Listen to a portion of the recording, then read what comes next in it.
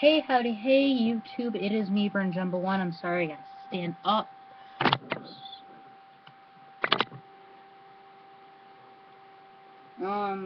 Yeah, it's my grandparents' house, so I gotta stand in a little chair. Sorry about this video, the light that way, sorry. Right there. But, how's it going? It's been a couple days. This is part 2 of that video that I made a couple days ago. I posted it yesterday.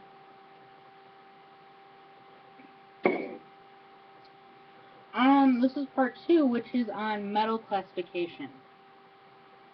Now, a lot of problems with metalheads is we really don't know how to classify the metal that we have.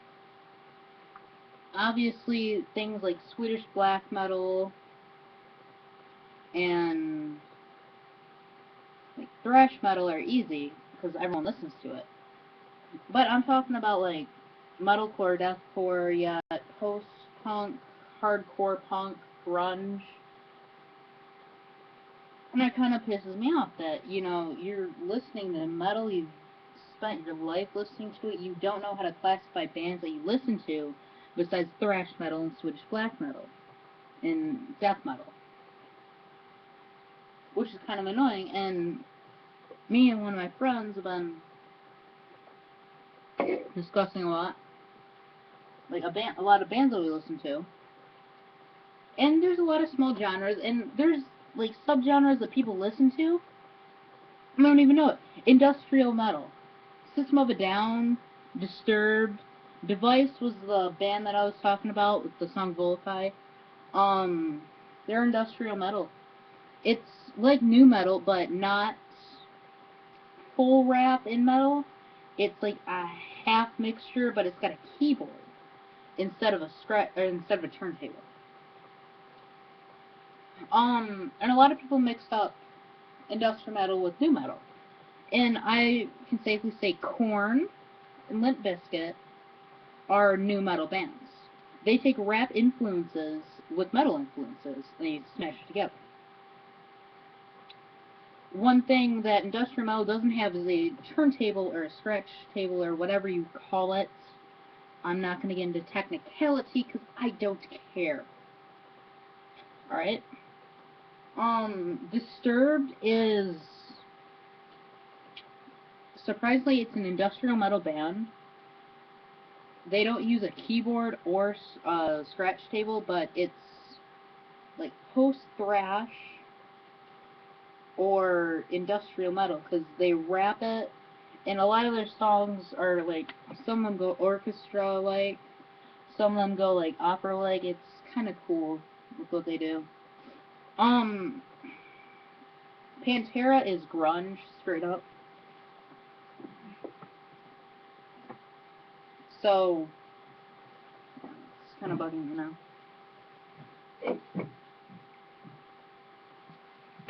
A lot of people do that. They mix that up.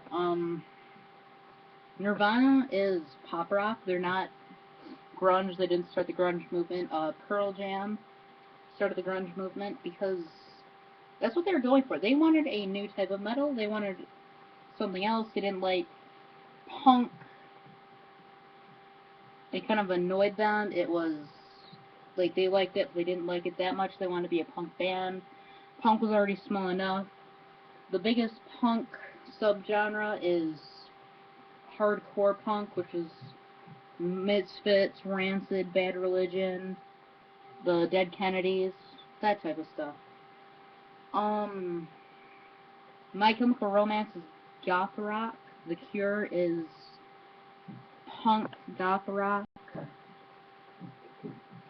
Slayer is a hardcore type band, like just hardcore, like the big hardcore.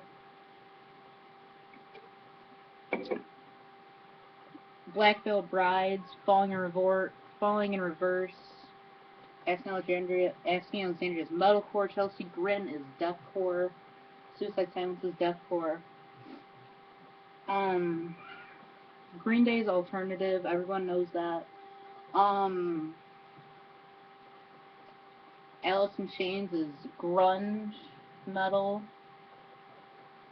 I'm trying to think what else. Slipknot is shock rock. Marilyn Manson is shock rock. Alice Cooper is shock rock. Shock rock's one of the very few genres of music that's been going on forever. Practically since Black Sabbath, shock rock's been there. And shock rock's type of a smaller subgenre no one pays attention to. Well, that band's new metal. That band, Marilyn Manson's goth rock or whatever. Not really. What happens is everything gets turned around and everyone goes, no, it's this, no, it's that. It's not. Bands like Mayhem are Swedish black metal. They're from Sweden. They do black metal, which caused burning of churches during the 1990s and early, late 80s through the 90s. That was a major problem with it.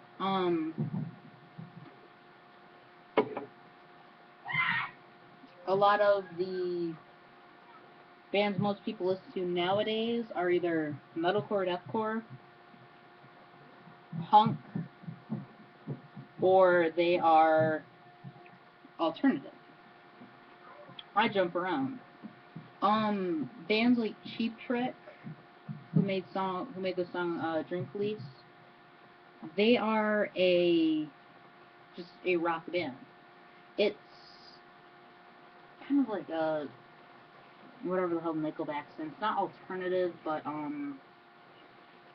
something. It was like something rock. It was like light rock or soft rock, something like that. Lamb of God is death metal. Gwar, surprisingly, is death metal. And they're more of a comedy band too.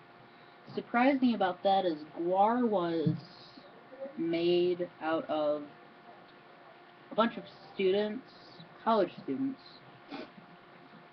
and they lived in, I want to say Nebraska. They went to an art school together. So every album it's changing, it's new every album. It's just the same characters, just different singer, guitarist, drummer, bassist, everything.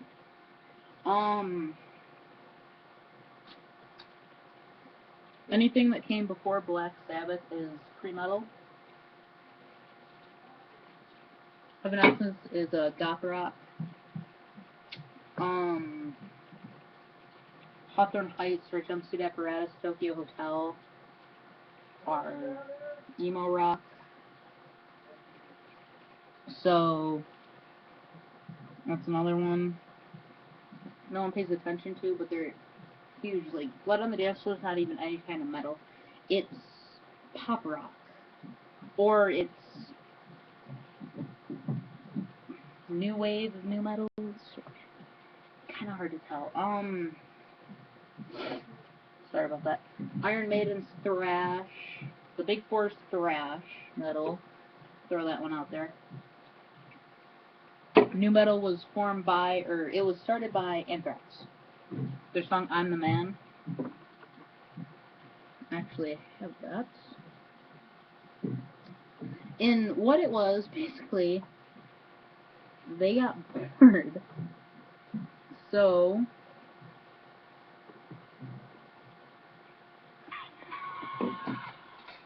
they made a rap song. While this was during the 80s, so this is like before everyone got their haircuts and what's the the guitarist got the beard. I can't think of his name right now. But here.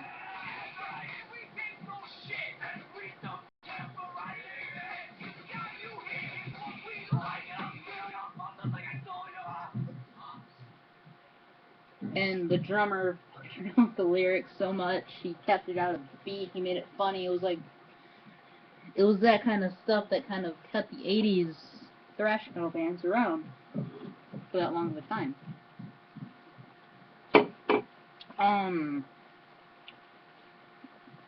Trying to think. Deathclock is death metal. Because they actually do produce music. The people who are, like, the voice actors and stuff, they do produce music. It's pretty awesome. I have 2 of their songs, Thunder Force and Hijack Fire. Actually pretty decent songs for death metal, for the last wave of death metal came along. Cannibal Corpse, Dying Fetus, those kinds of bands are death metal. Surprisingly, they're not black metal. I know it's surprising to a lot of people. That's an argument. Another argument is whether or not Metallica's shock rock. Answer is no. They created modern thrash, and that's how it is. That is the way it will be, and that is the way as everybody else who watches or listens to metal sees it. I mean, they went everywhere after Injustice for. Actually, no. After after Kill 'Em All, they went everywhere with it. They did grunge, garage, punk. I think they did an alternative type album. Saint Anger was horrible. Like, I didn't even know that existed.